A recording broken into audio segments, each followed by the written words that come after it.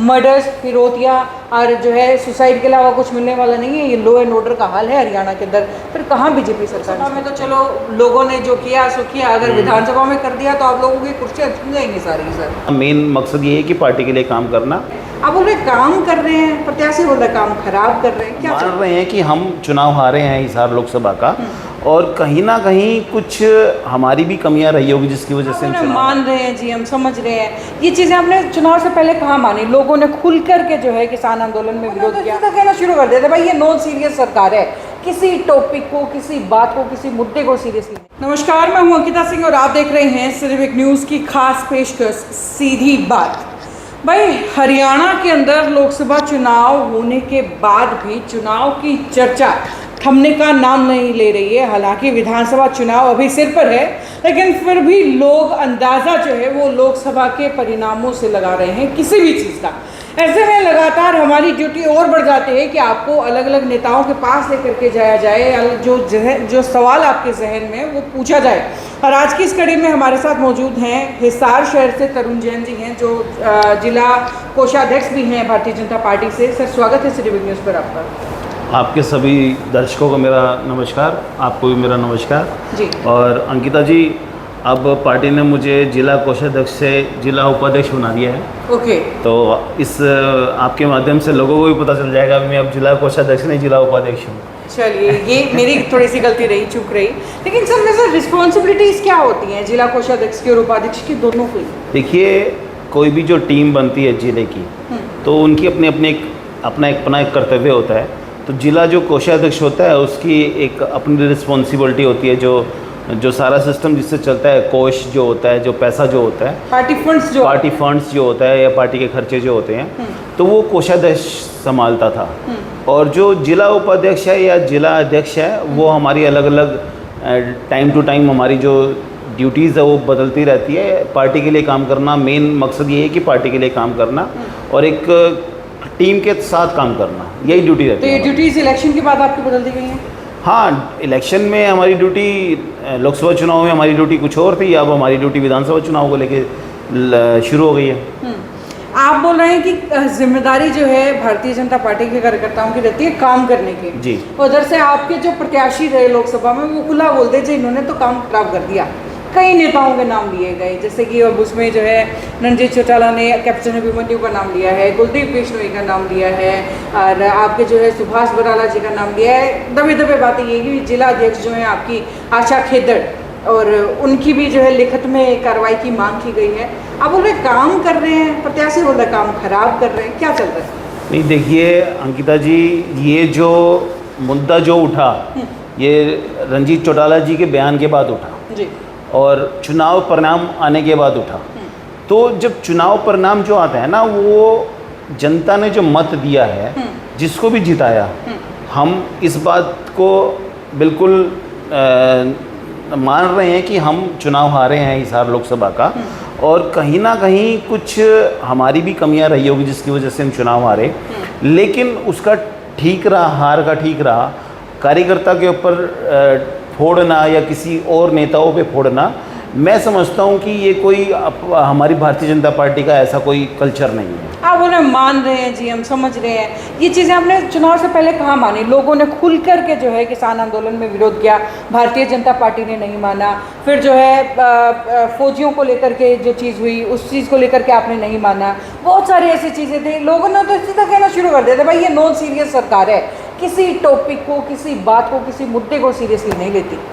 क्यों नहीं माना? जब किसानों का आंदोलन चल रहा था, हाँ।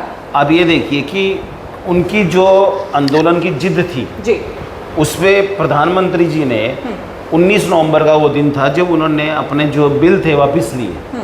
कितने साल के इंतजार के बाद? कितने साल के इंतजार के बाद ही वो बिल उनके अच्छे के लिए लाए गए थे। लेकिन विपक्ष का काम होता है कि उसको भ्रमित करना, और उन्होंने भ्रमित किया, और उसका खामियाजा भी कहीं ना कहीं आज किसान भुगत रहे हैं। और फिर भी हमारी सरकार, भारतीय जनता पार्टी सरकार और आदरणीय नरेंद्र मोदी जी फिर भी किसानों को लेके बहुत सॉफ्ट है, और उनको हर जो उनकी सहायता करने के लिए या उनके अधिकार क्षेत्र में जो आता है वो करने के लिए हमेशा तत्पर रहते हैं। आप बोल रहे हैं कि मोदी जी जो है सॉफ्ट हैं, तो क्या सॉफ्टनेस के अंदर जो है लाठियाँ बरसवाई जाती हैं, क्या सॉफ्टनेस के अंदर जो है सड़कों पर कीलें गड़वा दी जाती हैं, ऐसी हज़ारों चीज़ें क्या सॉफ्टनेस में करवाई जाती हैं? नहीं नहीं, ये देखिए कानून का जो काम होता है, लॉ एंड ऑर्डर जो होता है, वो आप इतनी ज़्यादा तादाद में इकट्ठा होके आप एक राजधानी पे जाने की कोशिश कर रहे हैं और वहाँ पर सारा सिस्टम हमारे देश का चलता है, तो उससे खाली हमारे देश का ही नुकसान नहीं है, हमारी देश की छवि जो पूरे वर्ल्ड में ख़राब होती है, उन सब चीज़ों को भी सरकार को ध्यान में रखना पड़ता है। उनसे यही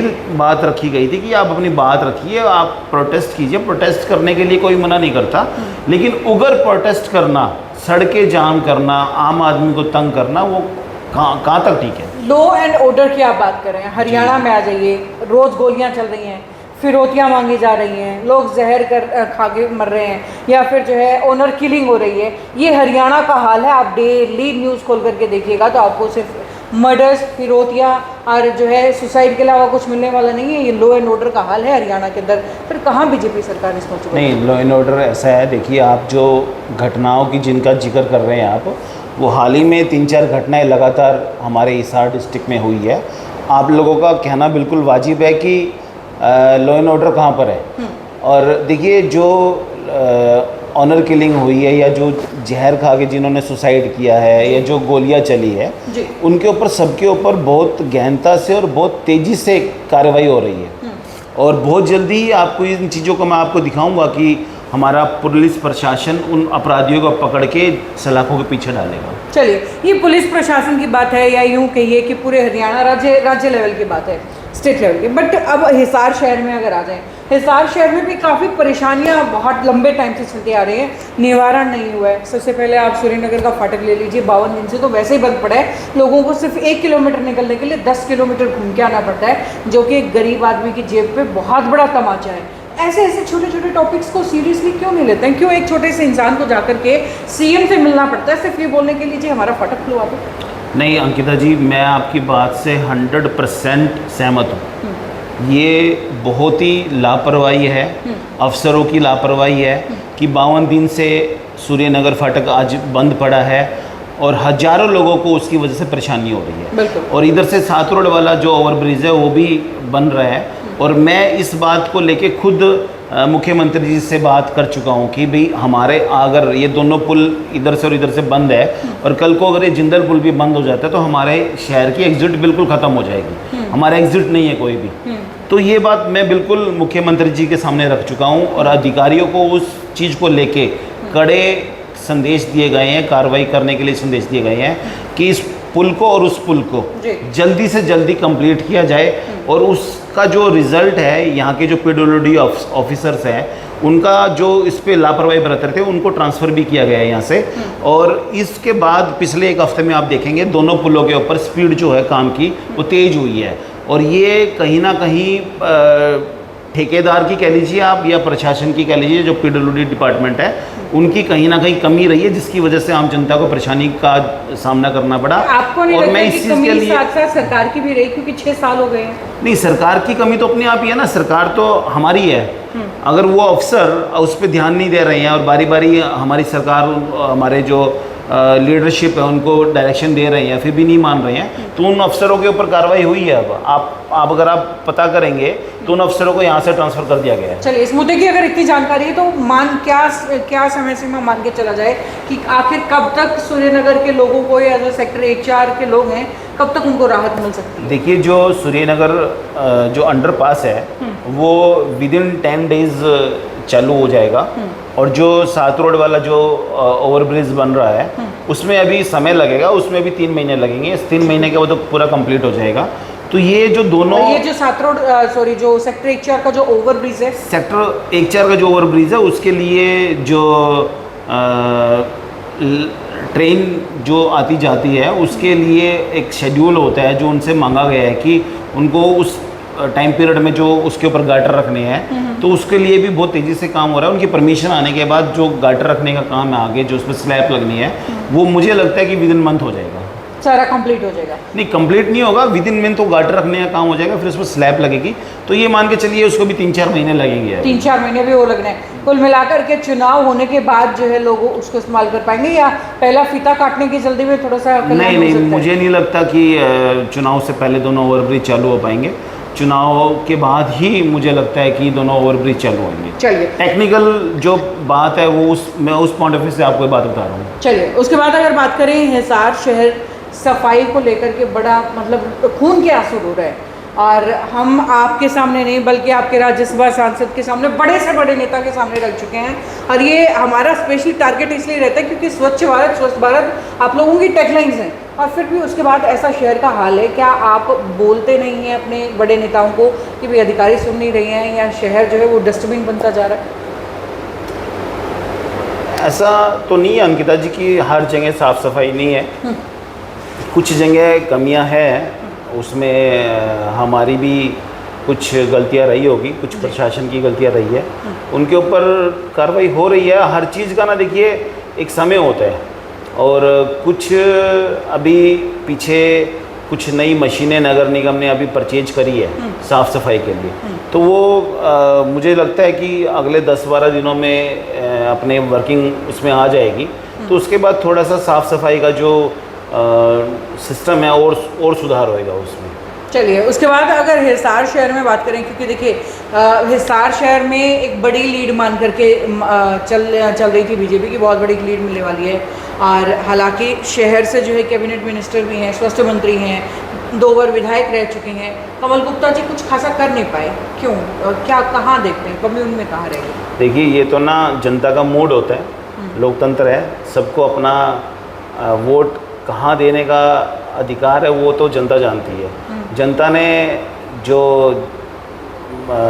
अपना वोट दिया, जिसको भी दिया वो जीत गया, और जिसको नहीं, जिसको कम वोट है वो हार गया। तो इसमें जो आप लोकल विधायक की बात करें या पूरी पार्टी की बात करें हमारे, तो हम इस बात को तो हम मान ही रहे हैं कि हम लोकसभा हारे हैं, तो कहीं ना कहीं हमारी कुछ कमी आ रही है। मेरे सवाल के पीछे का मतलब ये था कि मैं विधानसभा पे भी आना चाहूँगी। लोकसभा में तो चलो लोगों ने जो किया सो किया, अगर विधानसभा में कर दिया तो आप लोगों की कुर्सियाँ छूट जाएंगी सारी सर। नहीं, विधानसभा में मैं आपको पूरी गारंटी के साथ ये बात बोल रहा हूँ कि तीसरी बार भी हरियाणा में भारतीय जनता पार्टी की सरकार बनेगी, जैसे केंद्र में भारतीय जनता पार्टी की सरकार बनी है। क्योंकि जो मान लीजिए कि हम कुछ हमारी कमी आती तो हम उनको दुरुस्त कर रहे हैं, और विधानसभा में हम बहुत ही अच्छे तरीके से चुनाव लड़ेंगे, और जनता की जितनी भी समस्याएं हैं उनको दूर करने के बाद ही उनके बीच में जाएंगे। किस लिहाज से? क्योंकि लोकसभा के अंदर बहुत सारी नाराजगियां लोगों के अंदर थी, विधानसभा के अंदर भी वही नाराजगियां होंगी। उन कौन सी क्या उन नाराजगियों को चिन्हित किया गया है, दूर करने की कोशिश किस तरीके से की जा रही है? बिल्कुल, उन नाराजगियों को जो कार्यकर्ता थे, जो नाराज थे, उनको भी चिन्हित किया गया है, और जो प्रशासन, जो अधिकारियों की तरफ से जो जिसकी वजह से जनता को परेशानी झेलनी पड़ी, उनको भी चिन्हित किया गया है। और कुछ जो जनता के प्रति जो इतनी सारी स्कीम्स केंद्र ने चला रखी है या प्रदेश ने चला रखी है, और जो जनता तक नहीं पहुंची है, उनको भी हम जनता तक पहुंचाने की कोशिश कर रहे हैं। और कुछ जो विपक्षी पार्टियों ने जनता को गुमराह करने की जो कोशिश करी, हम उसको भी क्लैरिफाई कर रहे हैं कि भाई ये जो चीज़ें हैं ये बिल्कुल झूठ है, इनका कोई आधार नहीं है, और जो देश के हित में और प्रदेश के हित में सिर्फ भारतीय जनता पार्टी और आप लोगों के लिए काम कर सकती है। चलिए, देश, राज्य और शहर की राजनीति के बाद तरुण जैन की राजनीति पे आ जाते हैं। कुर्सी की लड़ाई आप भी लड़ने वाले हैं आपकी बार, तैयारियां किस हाल में जारी हैं? अंकिता जी, भारतीय जनता पार्टी का जो एक कार्यकर्ता होता है वो हमेशा ही तैयार रहता है लड़ाई लड़ने के लिए, और हम भी उसी कैटेगरी में आते हैं। हम भी अपनी तैयारियां इस बात को सोच के नहीं कर रहे कि हमें चुनाव लड़ना है, हमें तो जो भी आदेश मिलेगा पार्टी का, हम उसके लिए हमेशा तैयार हैं। और पार्टी अगर हमारे पे विश्वास जताती है और चुनाव में भेजती है, तो हम चुनाव लड़ेंगे और बड़ी मजबूती के साथ चुनाव लड़ेंगे। और फिर चुनाव लड़ने के बाद जो हमारा कर्तव्य है हमारे हिसार की जनता के प्रति, उसका निवारण भी करेंगे। मुद्दे क्या रहने वाले हैं चुनाव के? मुद्दे देखिए, हरियाणा में हमारा जो मुद्दा है, मेन मुद्दा जो हमारा है, वो प्रत्येक व्यक्ति को, प्रत्येक नीचे के जो हमारे जो नीचे तक का जो व्यक्ति है, उस तक हमारे सरकार की स्कीम पहुंचाना, हर उसके समस्या का समाधान करना, और सबका साथ सबका विकास, यही हमारा मेन एजेंडा रहेगा। चलिए, बहुत बहुत शुक्रिया आपका हमारे साथ जुड़ने के लिए। धन्यवाद जी। तो भाई ये है मेरे साथ तरुण जैन, जो भारतीय जनता पार्टी के नेता हैं, और लगातार जो है इनसे जुड़े रहने का सिलसिला आगे भी जारी रहेगा। इसी तरीके से सवाल जवाब इनसे यूं ही हम करते रहेंगे, और हमारे लगातार अपडेट्स देखने के लिए जुड़े रहिएगा सिटी न्यूज़ के साथ। नमस्कार, आपका एक बार फिर से बहुत बहुत धन्यवाद।